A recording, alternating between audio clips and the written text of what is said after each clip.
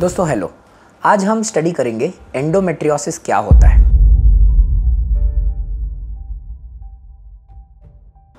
Guys try and understand, endometriosis वो बीमारी है जिसमें एंडो का मतलब होता है एंडोमेट्रियम, मतलब ये जो अंदर का एंडोमेट्रियम है, यूट्रस का सबसे इनर पार्ट, जो पीरियड के समय, मेंस्ट्रुएशन के समय बाहर शेड आउट हो जाता है, राइट। ये जो एंडोमेट्रियम है, एंडोमेट्रियोसिस में ये एंडोमेट्रियम ग्रो होने का स्टार्ट कर देता है बॉडी के अलग अलग जगहों पे। सबसे कॉमन जगह रहता है ओवरी, उसके बाद में रहता है पोस्टीरियर सर्विक्स, थोड़ा बहुत आता है फैलोपियन ट्यूब, थोड़ा बहुत आता है यूट्रस के इनसाइड जिसको हम बोलते हैं एडिनोमायोसिस। मतलब एंडोमेट्रियोसिस और एडिनोमायोसिस दोनों भाई भाई है एक दूसरे के। इस बीमारी के वजह से जो कुछ भी कॉम्प्लिकेशन होते हैं उन सबको हम बता देते हैं एंडोमेट्रियोसिस।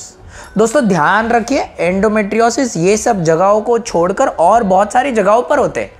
पेट में जैसे कि अम्बिलिकस, मसल में जिसको बोलते हैं स्कार एंडोमेट्रियोसिस।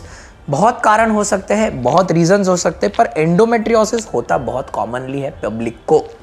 ऑलराइट, ये बीमारी के वजह से मेन तकलीफ जो है वो कुछ इस प्रकार हो जाती है।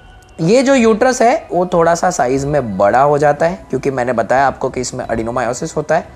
और जो ओवरी और फैलोपियन ट्यूब हमने दिखाया ना, ये देखिए नॉर्मल एनाटॉमी के जगह पे एक दूसरे को आकर पीछे से यूट्रस के पीछे चिपक जाता है। ये रहता है एंडोमेट्रियोसिस। ये बीमारी बहुत पेनफुल बीमारी है। पीरियड के टाइम पर पेन होना बहुत कॉमन है, इनफर्टिलिटी होना बहुत कॉमन है, ट्यूबल डिस्टॉर्शन बहुत कॉमन है, साथ में लो AMH बहुत कॉमन है, पेन वाइल हैविंग सेक्स बहुत कॉमन है, बैक एक बहुत कॉमन है। ये सारा चीज इस बीमारी के साथ में आता है। ये है एंडोमेट्रियोसिस।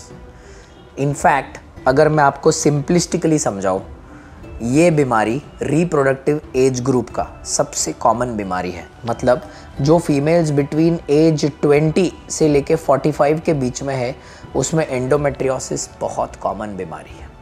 और फाइनली कंक्लूड करने के पहले एक चीज़ बताऊंगा कि एंडोमेट्रियोसिस और फाइब्रॉइड, एंडोमेट्रियोसिस और इनफर्टिलिटी, एंडोमेट्रियोसिस और एडिनोमायोसिस, एंडोमेट्रियोसिस और लो AMH, इन सभी का एक दूसरे के साथ में बहुत गहरा रिश्ता है।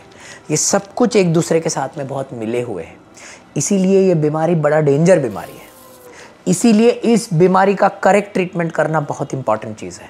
और जब इसका करेक्ट ट्रीटमेंट होता है तभी ही पेशेंट को अच्छा रिलीफ मिलता है। हमारे कोर्स के द्वारा हम ये पूरा बीमारी आपको डिटेल में कवर करेंगे और डिटेल में समझाएंगे, ताकि ये पूरा कोर्स देखने के बाद में आप खुद एंडोमेट्रियोसिस को लेकर एक करेक्ट डिसीजन लेने की क्षमता रखेंगे। Thank you so much.